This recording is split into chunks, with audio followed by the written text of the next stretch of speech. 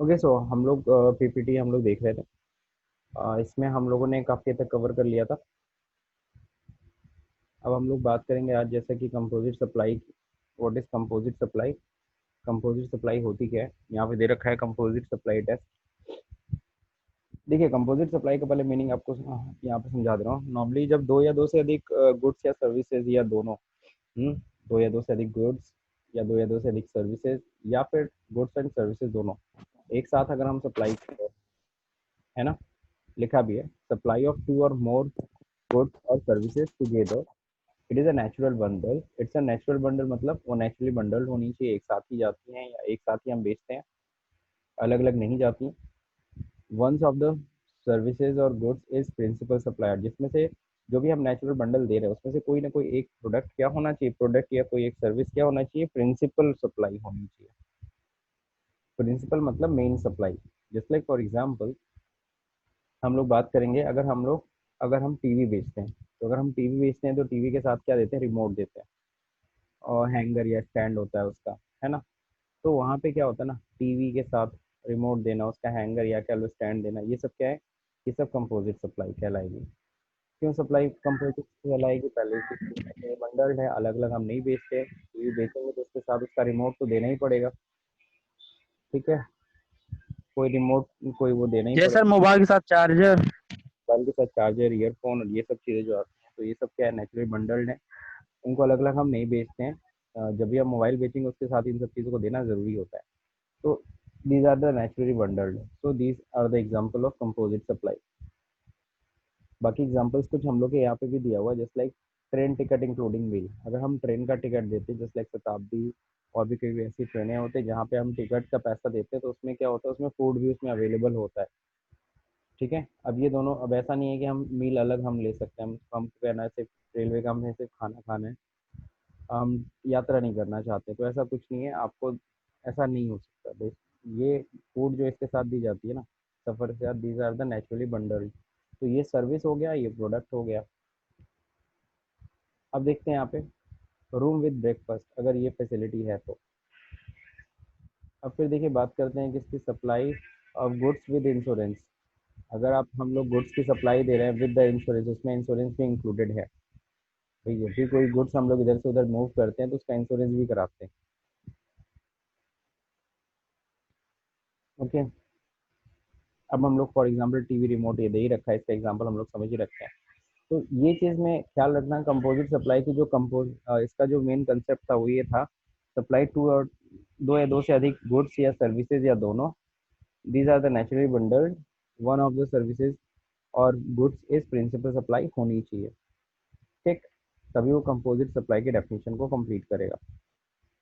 तो ये सब तो कंपोजिट सप्लाई हो गई। अब सवाल उठता है सर, कंपोजिट सप्लाई का कंसेप्ट पढ़ने का ज़रूरत क्या है? ज़रूरत ये है कि सवाल उठता है सर, जीएसटी का रेट कैसा लगेगा। मान लो टीवी के ऊपर जीएसटी रेट है 18% और रिमोट के ऊपर है कितना, मान लो 12%, तो जीएसटी कौन सा लगेगा? तो क्योंकि हम लोग टीवी का जो हम बेचते हैं तो उसमें हम टोटल प्राइस एक साथ बताते हैं ना, तो उस केस में क्या होगा, कंपोजिट सप्लाई में जो प्रिंसिपल सप्लाई होता है उसी का जो जीएसटी होगा वही रेट एप्लीकेबल होगा द होल प्रोडक्ट के ऊपर।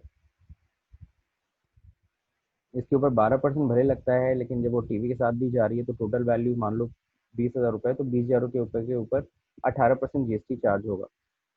18% जीएसटी क्यों चार्ज करेगा? क्योंकि प्रिंसिपल सप्लाई का जो जीएसटी का रेट है। अब अगर हम सपोज करो ट्रेन का सफ़र कर रहे हैं, अब आपको पता है शताब्दी में 5% जीएसटी लगेगी। अब फूड के ऊपर चाहे जितना परसेंट जीएसटी हो, हमारा जीएसटी का रेट कितना होगा, 5% होगा, क्योंकि प्रिंसिपल सप्लाई सफ़र है। सेम ये चीज़ होटल के साथ, ये चीज़ मतलब प्रिंसिपल सप्लाई का जो रेट होगा वही रेट बाकी सब पे भी एप्लीकेबल हो जाएगा। अब हम लोग बात करते हैं किसकी, how composite supply will be taxed, वही चीज़ समझा रहा है।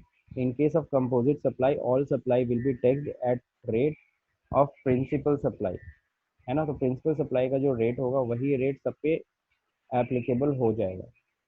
अब हम बात करेंगे व्हाट इज मिक्स सप्लाई, अगला टॉपिक है हमारा। ये तो था कंपोजिट सप्लाई। कंपोजिट सप्लाई जैसा ही आपको अगर कंसेप्ट की बात करें तो कंपोजिट सप्लाई जैसा ही लगता है क्या, मिक्स सप्लाई। अब ये मिक्स सप्लाई क्या होती है? मिक्स सप्लाई का मतलब जरा समझिएगा, सप्लाई ऑफ टू और more goods and services together. अगर हम दो या दो से अधिक गुड्स एंड सर्विसेज आप साथ में हम लोग दे रहे हैं, two supplies don't constitute a composite supply. जो दोनों सप्लाई क्या नहीं है, वो कंपोजिट सप्लाई बस नहीं होनी चाहिए। कंपोजिट सप्लाई मतलब वो नेचुरली बंडल्ड नहीं होनी चाहिए।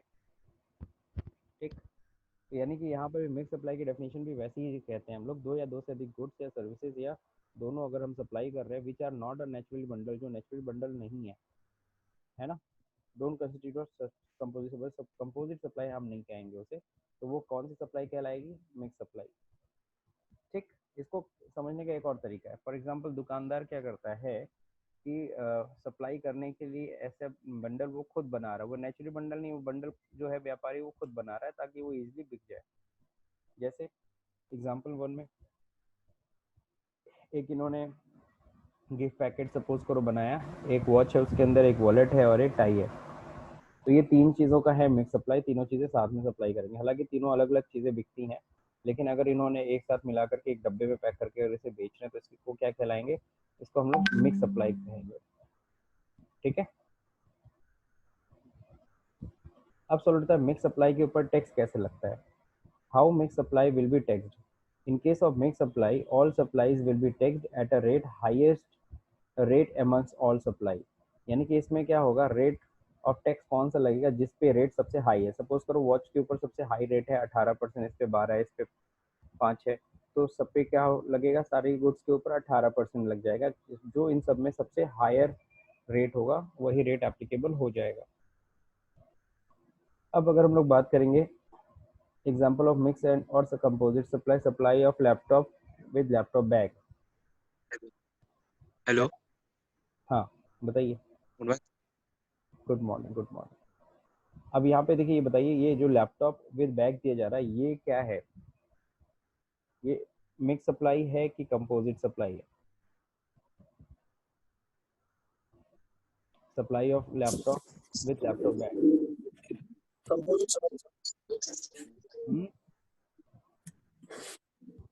सर, एक कंपोजिट सप्लाई है। कंपोजिट है सर, क्या है? Composite supply. तो वही वाला, ठीक है ना, तो कंपोजिट सप्लाई हो गया, एकदम सही है। अब हम लोग बात करेंगे किसकी? रिटर्न्स की।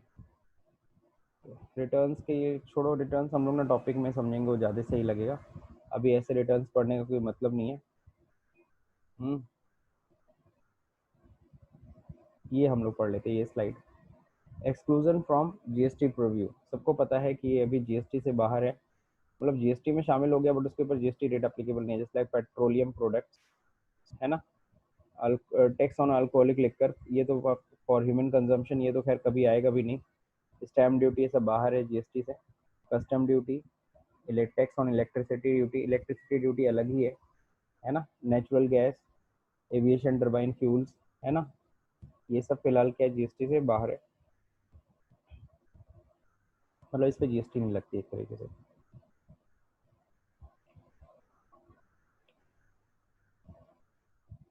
अब जब देखा जाए यहाँ पे नेक्स्ट क्या है, provision related to GST practitioner, यहाँ पे दे रखा है। तो मैं जीएसटी प्रैक्टिशनर के बारे में भी थोड़ा सा आप लोगों को बता दे रहा हूँ। जीएसटी प्रैक्टिशनर के बारे में पहले भी बता चुका हूँ। जीएसटी प्रैक्टिशनर होता कौन है? सिंपल सी चीज़ें, अगर आप जीएसटी का काम गुड देखना, morning sir. Good morning, GST का काम देखना चाहते हैं तो आप चाहे तो जीएसटी प्रैक्टिशनर भी बन सकते हो। देखो अगर आपको जीएसटी का काम देखना है तो आपको जीएसटी प्रैक्टिशनर आप बन जाओगे तो आपको एक तरीके से लाइसेंस मिल जाएगा और लाइसेंस लेके आप काम कर सकते हो। विदाउट लाइसेंस भी आप काम कर सकते हो, दोनों ही सही है। अब लाइसेंस ले लिया तो अपना ऑफिस खोल सकते हो, वहाँ पे एक सर्टिफिकेट लगा सकते हो टैक्स प्रैक्टिशनर का, applicable for enrolment of tax practitioner. और ध्यान रखिएगा ये सिर्फ जीएसटी प्रैक्टिशनर यानी जीएसटी यानी indirect tax. Good morning sir. Good morning. Eligibility criteria क्या होती है? To be qualified as TRP, अगर टैक्स रिटर्न प्रिपेयर बनना चाहते हैं, आपके बीकॉम हो या एमकॉम किया हो, आपने बीबीए किया हो, एमबीए किया हो, एलएलबी किया हो, सीए किया हो, सीएस हो या आईसीडब्ल्यूए, है ना, retired officer of revenue department, तो आप सभी लोग जीएसटी प्रैक्टिशनर बनने के लिए एलिजिबल हो। ये एलिजिबल क्राइटेरिया है,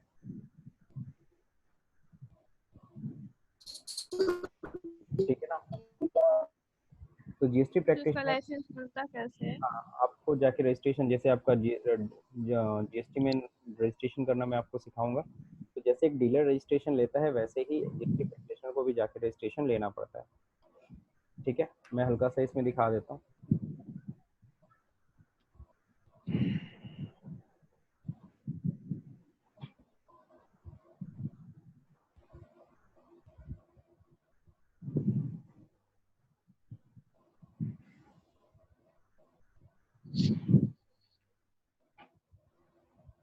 कोई हम लोग की क्लास में अरुण त्रिपाठी है क्या?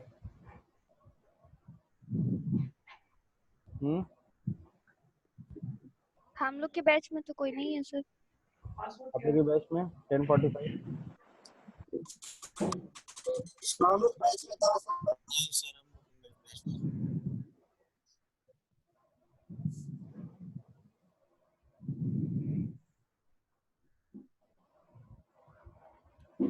कुछ लोग, कहीं वैष्णवी तो नहीं ना ये? नहीं सर, वैष्णवी भी नहीं ज्वाइन की है। वैष्णवी शायद कहती थी अपने फादर के मोबाइल से शायद करेगी, मे बी। अच्छा, ठीक है सर। उन्हीं का नाम है क्या, अरुण त्रिपाठी? वैष्णवी का पूरा नाम क्या है? वैष्णवी नहीं, वो वैष्णवी शाही है शायद। शाही है। सब ठीक, शाही है, हाँ। चलिए कोई नहीं। अब देखिए, यहाँ पे बात कर रहे थे हम लोग जीएसटी प्रैक्टिशनर की। तो जीएसटी की वेबसाइट है gst.gov.in, है ना।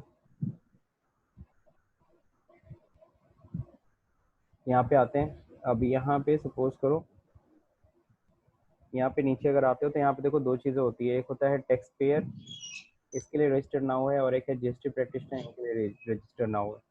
यहाँ से रजिस्ट्रेशन करने के लिए, बाकी किसी को अगर सर्च करना है तो वो यहाँ पे जाएगा। मेरे को अगर जीएसटी प्रैक्टिशनर देखना है, मेरे इलाके में कोई जीएसटी प्रैक्टिशनर हो जिससे मैं अपना रिटर्न फाइल करा लूँ, तो मैं सर्विसेज में जाऊँगा या यूज़र सर्विसेज में जाऊँगा, और यहाँ लोकेट जीएसटी प्रैक्टिशनर होता है। मैं यहाँ पे क्लिक करूँगा और मैं ईजिली जीएसटी प्रैक्टिशनर्स को यहाँ पे फाइंड आउट कर सकता हूँ। मेरे को नाम और एरिया के हिसाब से फाइंड आउट करना है, तो मैं इस पर क्लिक कर देता हूँ।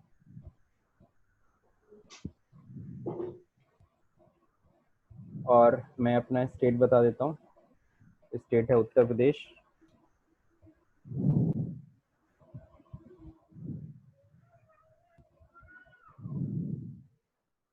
डिस्ट्रिक्ट है गोरखपुर।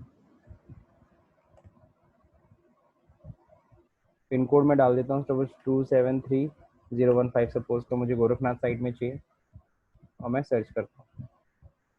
तो जितने भी जीएसटी प्रैक्टिशनर होंगे वो सभी मेरे सामने दिख जाएंगे। गौतम सिन्हा जी है, ये graduate and post graduate degree in commerce, यानी एमकॉम कर रखा है इन्होंने, और इनका ये एनरोलमेंट आईडी है, और ये उनका एड्रेस है ना, हुमायूंपुर। और फिर इनका अगर मुझे देखना है ईमेल आईडी, मैं इनसे कांटेक्ट कर सकता हूँ। इनका मोबाइल नंबर भी इसमें दे रखा है। तो जीएसटी प्रैक्टिशनर की देखो डिटेल्स यहाँ पे जीएसटी के पोर्टल पे दे रखा है। प्रतीक कुमार सिंह है। ये तो ये दूसरा वाला सर, ये तो मेरे घर के पास है। अच्छा अच्छा, दूसरा वाला प्रतीक कुमार, अच्छा, अच्छी बात है। तो ये graduate and post graduate in commerce हैं, और इन्होंने भी देखो जीएसटी प्रैक्टिशनर का रजिस्ट्रेशन ले रखा है। इनका मोबाइल नंबर ही है, कॉन्टैक्ट कर सकते हो। तो ये सारे के सारे हैं, डिटेल्स यहाँ पे आ जाती है। अगर आप भी अगर कल को अगर जीएसटी प्रैक्टिशनर बनते हो, या देखो चार्टर्ड अकाउंटेंट भी है, chartered accountant holding COP certificate of practice, Sujeet Kumar Gupta. तो ये सीए हैं। तो सीए से ज़्यादा तो आपको भीड़ ग्रेजुएट्स की मिल रही है कि नहीं है? तो ये लोग काम कर रहे हैं एज अ जीएसटी प्रैक्टिशनर। आप अपने आप को भी रजिस्ट्रेट कर सकते हो, और आपको एक आईडी मिल जाएगी, और ये आईडी से अपना ऑफिस खोल सकते हो और अपना काम कर सकते हो। अगर आप नहीं लाइसेंस लेना चाहते हो लेकिन आपको जीएसटी की अच्छी नॉलेज है, तो आप घर ही बैठे बैठे ये सारे काम कर सकते हो। ठीक है, बस एक अथेंटिकेशन लेने के लिए ये चीज़ है। अब बिना अथेंटिकेशन के लेकर के भी लोग, बहुत से लोग काम कर रहे हैं, ऐसा नहीं है ना। बाकी ये सर्टिफिकेट लेना भी है तो ये भी कर सकते हो, लेके काम कर सकते हो। ठीक है, बस मैं आपको फ़र्क एक चीज़ बता दे रहा हूँ। अगर आप ये लाइसेंस ले लेते हो, लेने से और नहीं लेने से क्या फ़ायदा होता है।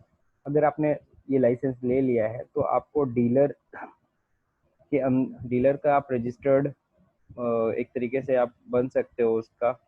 उसके आईडी में आप अपना रजिस्ट्रेशन लेकर के आप इजीली उसका लॉगिन वॉगिन आराम से कर सकते हो, और उसकी डिटेल आपकी आईडी में दिखाई देगी कि आप कितने डीलर्स का काम देख रहे हो, और उनका नोटिफिकेशन सब आता रहेगा आपको। लेकिन अगर आप बिना लाइसेंस, अगर आपके पास ये एनरोलमेंट आईडी नहीं है और आप उनका काम देख रहे हो, तो जाहिर सी बात है उनका यूज़र आईडी, उनका पासवर्ड आपको हमेशा उनसे मांगना पड़ेगा। जो भी चीज़ें हैं उनसे डिटेल्स लेनी पड़ेगी। ठीक है, आगे मैं रजिस्ट्रेशन जब मैं आपको बताऊंगा ना, जीएसटी रजिस्ट्रेशन, तब आपको ये एनरोलमेंट आईडी का मतलब और अच्छे से समझाऊंगा कि जब हम डीलर का रजिस्ट्रेशन लेते हैं तो उस टाइम पे हम चाहे तो अपने आप को उसके लॉगिन में सेट कर सकते हैं।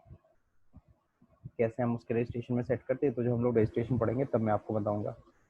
फिलहाल वापस आते हैं होम पे। सॉरी,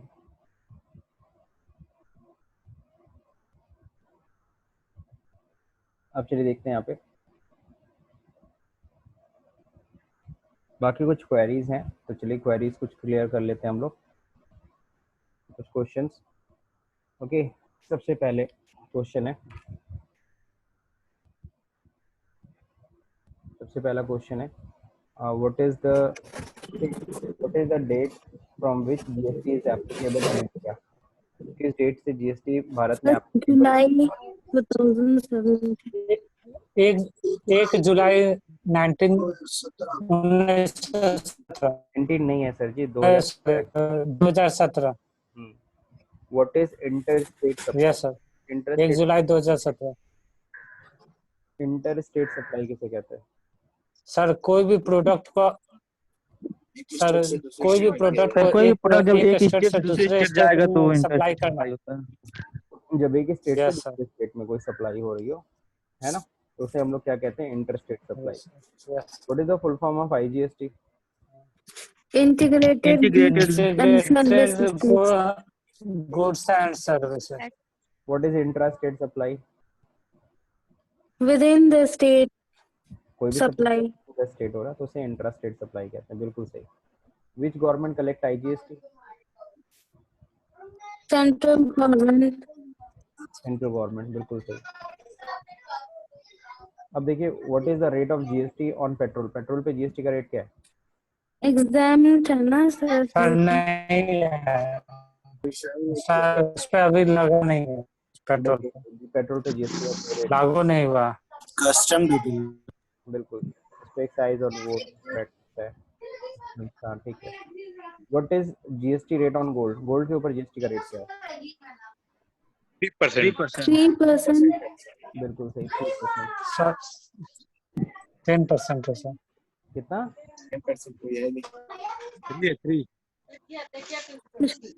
3%। ठीक है। Give an example of composite supply. Composite supply का कोई एग्जांपल देंगे आप? कंपोजिट सप्लाई का कोई एग्जांपल? सर टीवी के साथ रिमोट, हाँ वही याद ही रहेगा सबको हमेशा। मोबाइल का चार्जर। मोबाइल नहीं, लैपटॉप, बैग, लैपटॉप. लैपटॉप के साथ चार्जर भी मिलता है ना। ठीक है, वो भी सही। हाँ सर ये भी सही है। लेते हैं तो सर बुक्स मिलती हैं सर। जैसे आजकल नहीं होता बुक के साथ एक, जैसे वो गाइड खरीदो तो उसके साथ एक आंसर शीट भी मिलती है। Composite supply. What is GST? Goods and services. It is a destination-based tax. Destination based tax charge on supply of goods and services. इतना बोलना सबको आना चाहिए। What is the threshold limit for GST registration? 40 40 lakh and hill stations वगैरह में 20 lakhs. Special state category के लिए 20 लाख, है ना? Yes sir. What is ITC? Input tax credit. Input tax credit. जब भी आपसे आईटीसी पूछा जाए तो प्लीज इसका फुल फॉर्म मत बताइए। ठीक है, आप सिंपल सा, जब आपसे पूछा जाए व्हाट इज आईटीसी तो आप सिंपल सा when we reduce our output tax from the input tax, या फिर कह लो we reduce our tax liability from the input tax, this is known as ITC. ठीक, ऐसा कुछ बताइए। जब हम अपने आउटपुट लायबिलिटी यानी टैक्स लायबिलिटी को रिड्यूस करते हैं from the input tax, it is known as ITC. Okay, before GST which tax was charged in India? GST से पहले कौन सा tax charge? VAT value VAT added VAT tax. था, VAT जे sale tax. VAT, ठीक है ठीक है। What is cascading effect? Cascading effect क्या होता है? डबल टैक्सेशन, डबल टैक्सेशन, एक ही डबल अब टैक्सेशन, डबल टैक्स लग जाते थे, टैक्स इसको पर बोलते हैं। जब एक ही वैल्यू पे कई बार टैक्सेस देना पड़े, इसी को हम लोग क्या कहते हैं? Cascading effect. Cascading effect. बिल्कुल, जब एक ही प्रोडक्ट के ऊपर हम एक बार नहीं बल्कि कई बार टैक्स दे रहे हो, more than one time tax दे रहे हो, तो that is called cascading effect, या फिर कह लो डबल टैक्सेशन। जब हम एक ही चीज के ऊपर दो बार टैक्स दे रहे हैं, that is called cascading effect. Good supply from Chandigarh to Andaman Nicobar, क्या लगेगा? आईजीएसटी सर, आईजीएसटी, यूटीजीएसटी से लगे, जीएसटी। IGST sir. यूटीजीएसटी लगेगा। कहाँ से बीच में आ जाता है दादा? चंडीगढ़ से अंडमान निकोबार गया तो काहे का यूटीजीएसटी? आईजीएसटी सीधे लगेगा। What is the full yes form sir. Of UTGST? UTGST का फुल फॉर्म क्या है? बॉर्डर क्रॉस करेगा तो तुरंत ये लगेगा। Union territory goods and services tax. चलिए, ये मैं नॉर्मली हर सेमिनार में जाके ये 15 क्वेश्चन आपका पूछता हूँ, 15 चॉकलेट लेके जाता हूँ। 15 चॉकलेट 15 क्वेश्चन का जो आंसर देते हैं 15 बच्चों को दे देता हूँ, ठीक है ना। फिलहाल आप लोग को चॉकलेट नहीं दे सकते क्योंकि हम लोग के ठीक है ना, खुद खरीद के आप लोग खा लीजिएगा चॉकलेट, जिन्होंने भी आंसर दिया। सर ऐसे थोड़ी होता है सर, पेटीएम कर दीजिए। सर हाँ बोलिए मौसम। सर ये क्वेश्चन रिटर्न कर दीजिएगा सर, स्क्रीनशॉट लेना है पूरा। अच्छा, स्क्रीनशॉट लेना है, ठीक ठीक ठीक।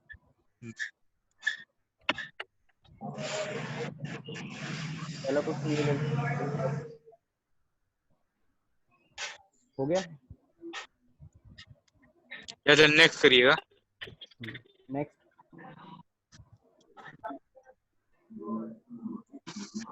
हो गया। Sir next.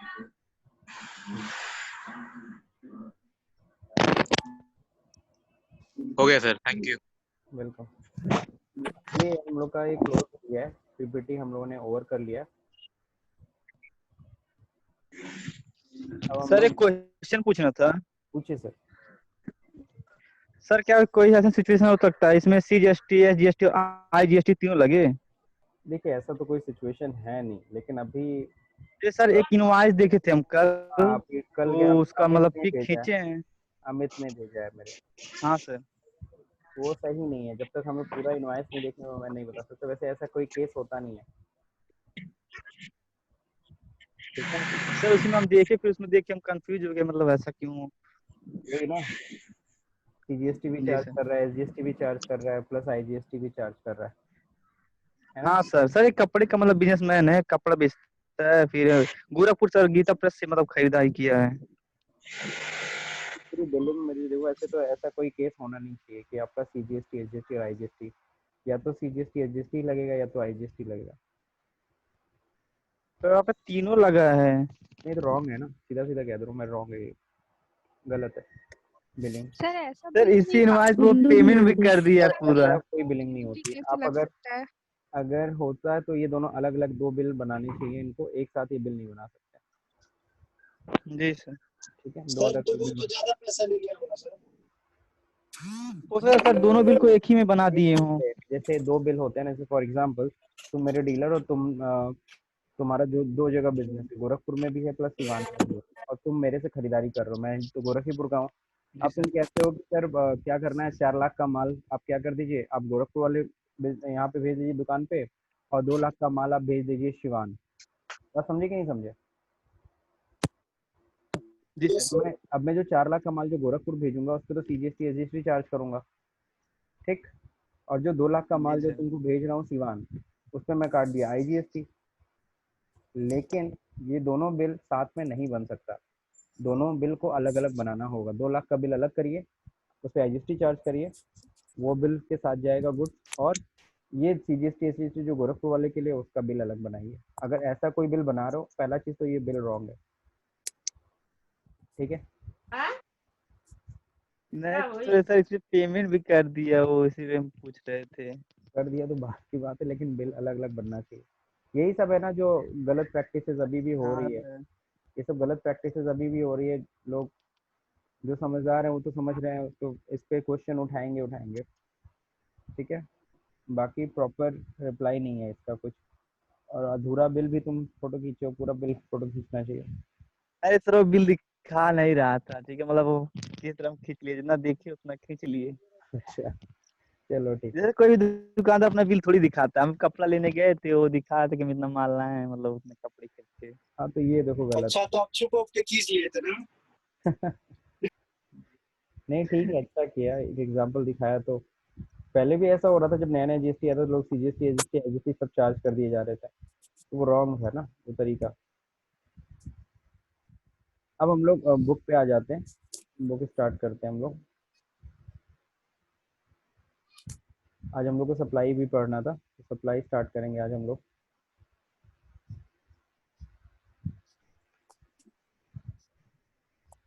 मैं तब तक बुक ऑन करता हूँ। बड़ी बड़ी म्यूट कर लीजिए आप लोग, अपना माइक म्यूट कर लीजिए, अभी कुछ बोलना नहीं है।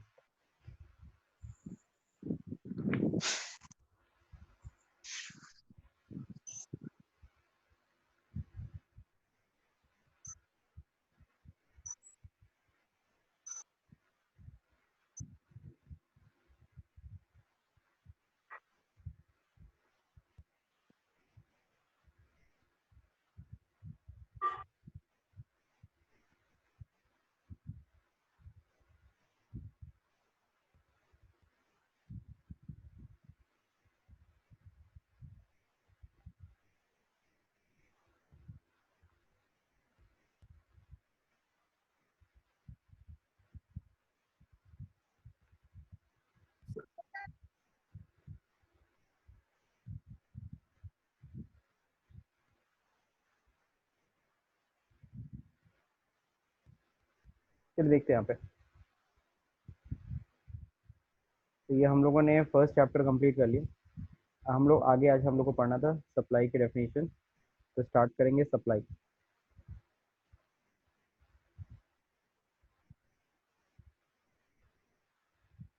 सप्लाई की डेफिनेशन पढ़नी थी, जैसा कि levy and collection of taxes हम लोग का जो टॉपिक था आज का। In this chapter you will be able to learn, इसमें देखो meaning of scope of supply ये सब पढ़ने वाले हम लोग। कौन कौन सी सप्लाई, जिसको ना तो सप्लाई ऑफ गुड्स और ना तो सप्लाई ऑफ सर्विसेज कहेंगे। Okay, tax liability and composite supply को समझना है। Mix supply, already composite supply mix supply हमने पढ़ लिया है, लेकिन इसमें भी थोड़ा सा रहेगा, देखा जाएगा इसमें क्या थियरी लिखी है। Levy and collection of taxes and exemption from tax. सबसे पहले तो मैं आपको लेवी का मतलब समझा दूँ। लेवी का मतलब होता है चार्ज करना। अब किसी चीज़ के ऊपर अगर GST लेवी होगा, GST चार्ज होगा, तभी तो हम GST कलेक्ट करेंगे। तो किसके ऊपर GST लगेगा और हम उसको कलेक्ट करेंगे, ये बेसिकली हम लोग को इस चैप्टर में पढ़ना है। सबसे पहले हम लोग बात करेंगे meaning and scope of supply की। जैसे कि हम लोग डेफिनेशन पढ़ते हैं GST की, कि GST is a destination based tax charge on supply of goods and services. तो जब हम इसकी डेफिनेशन की बात कर रहे हैं, चार्ज ऑन सप्लाई, यहाँ पे मेन चीज़ है सप्लाई। यहाँ नहीं बोला जाता है कि सेल है परचेज है, यहाँ पे सीधा सीधा शब्द यूज किया गया है सप्लाई। जैसे कि सेल्स टैक्स में क्या कहा गया था कि सेल्स पे टैक्स हमें देना पड़ेगा, ठीक है ना। वैट में भी यही शब्द यूज किया गया था, सेल। लेकिन हम लोग बात करेंगे जब GST में, तो GST में यहाँ पे इन्होंने शब्द यूज किया सप्लाई। सेल शब्द हटा दिया लॉ से, इन्होंने क्या दिया सप्लाई इंक्लूड। अब इन्होंने ये भी समझाया कि सप्लाई सप्लाई का मतलब क्या होता है। तो इन्होंने समझाया कि सप्लाई इंक्लूड, सप्लाई में इंक्लूड होगा all form of supply of goods and services, और बोथ, चाहे हम सप्लाई गुड्स का कर रहे हो चाहे सर्विसेज का, चाहे बोथ, सच एज सेल। तो देखो सप्लाई में सेल भी आएगा। ट्रांसफर, अगर हम गुड्स ट्रांसफर कर रहे हैं एक जगह से दूसरी जगह, तो ट्रांसफर भी आएगा। बार्टर भी आएगा, एक्सचेंज भी आएगा, लाइसेंस भी आएगा, रेंटल भी आएगा, लीज भी आएगा, डिस्पोजल, ठीक है ना, डिस्पोजल भी आएगा। तो अब इन सब का मीनिंग अब आपको समझना होगा। सबसे पहले बात करते हैं सेल की। सेल तो सबको समझ में आता है। ट्रांसफर, अगर हम कोई गुड्स एक जगह से दूसरी जगह का हम ट्रांसफर भी कर रहे हैं, अगर हम सपोज करो आप ही की शॉप है, आप अगर एक जगह से दूसरी जगह गुड्स अगर ट्रांसफर कर रहे हो या एजेंट को ट्रांसफर कर रहे हो, मान लीजिए मेरा एजेंट है, मैं उसको गुड्स भेजता हूँ तब ना वो बेचेगा, तो मैं अपने एजेंट को अगर गुड्स ट्रांसफर कर रहा हूँ तो उसको भी क्या माना जाएगा, उसको भी सप्लाई माना जाएगा। ठीक है, और ट्रांसफर को भी सप्लाई में इंक्लूड इन्होंने कर लिया। अब इसके लिए एक छोटी सी स्टोरी मैं आपको समझा देता हूँ, जिससे आपको ये समझ में आएगा क्यों सप्लाई में ट्रांसफर को शामिल किया गया। जैसे एक छोटा सा एग्जांपल दे दूं कि जैसे पहले क्या था, जैसे एक सिंपल सी ब्रांड में बता रहा हूँ, अमूल, मान लो अमूल एक ब्रांड की बात करता हूँ, एक एग्जांपल है, ध्यान रखिए, ये रियल नहीं है बट इस तरह का। अब अमूल ब्रांड है ना। अब अमूल ने क्या किया, अ, इनका जैसे कि मान लो इनका जितना भी सारा सामान जो बनता है वो कहाँ पे बनता है, गुजरात, है ना, गुजरात में सारा एमएफजी होता है। अब उस टाइम पे जब जीएसटी नहीं थी, तो उस टाइम पे जितने भी स्टेट थे, ऑल द स्टेट, जितने भी स्टेट के व्यापारी थे, वो चाहे तो वो सीधे जाते गुजरात से, वहाँ से गुड्स खरीदते हैं। लेकिन जब, यानी अदर स्टेट में लिख देता हूँ, अदर स्टेट के लोग जब जाते थे वहाँ पे गुजरात से गुड्स खरीदे, लेकिन उसके लिए उनको सीएसटी में रजिस्ट्रेशन लेना पड़ता था, सेंट्रल सेल्स टैक्स। जब वो सेंट्रल सेल्स टैक्स में रजिस्ट्रेशन लेंगे तभी वो गुड्स खरीद सकते थे गुजरात। अब क्या होता है, बहुत सारे के सारे बिजनेसमैन क्या किए कि उन्होंने क्या सोचा, यार वहाँ जा करके फिर गुड्स खरीदना, उसके लिए नॉर्मली सारे बिजनेसमैन किस में रजिस्ट्रेशन ले रखे थे, वैट में। अब उन्होंने सोचा यार अगर हमें गुजरात से वो अमूल का सामान खरीदना पड़ेगा तो फिर सीएसटी में भी रजिस्ट्रेशन ले लो, सीएसटी में भी रजिस्ट्रेशन लेना पड़ेगा, सेंट्रल कौन लेगा रजिस्ट्रेशन, छोड़ो, नहीं खरीदते उनका माल। तो इससे क्या हुआ, अमूल का सेल जो था, जो उन्होंने सोचा था कि अच्छा खासा बिकेगा, ब्रांड अच्छे होने के बावजूद इनका सामान नहीं बिक रहा था। तब अमूल ने क्या किया, अमूल ने हर स्टेट में, हर state, every state, Amul brand ने डिसाइड किया टू सेट, क्या सेट करने के लिए, टू सेट डिपो। उन्होंने अपना डिपो बनाया इन एवरी स्टेट,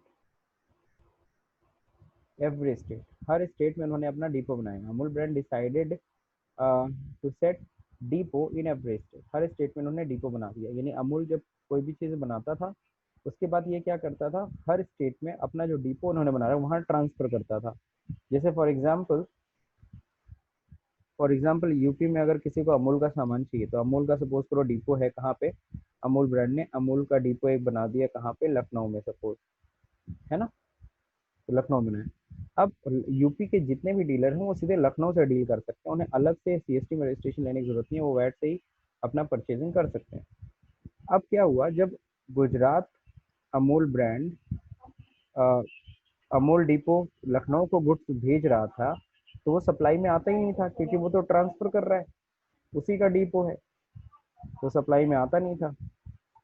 बात समझे कि नहीं समझे। तो इस चीज़ को गवर्नमेंट ने देखा और इस चीज़ को कवर करने के लिए उन्होंने क्या किया, उन्होंने एक सिंपल सी चीज़ बोली कि भाई देखो अब तो क्या होगा, अब ट्रांसफर भी हम सप्लाई में इंक्लूड करेंगे। अब अगर हेड ऑफिस अपने ब्रांच को अगर कोई सामान अगर भेज रहा है ना, दैट इज ऑल्सो सप्लाई, वो ट्रांसफर को हम सप्लाई मानेंगे। ठीक, तो सप्लाई इस तरीके से इन्होंने शामिल कर लिया। समझ रहे हैं कि नहीं, ये बात सबको समझ में आई कि नहीं आई।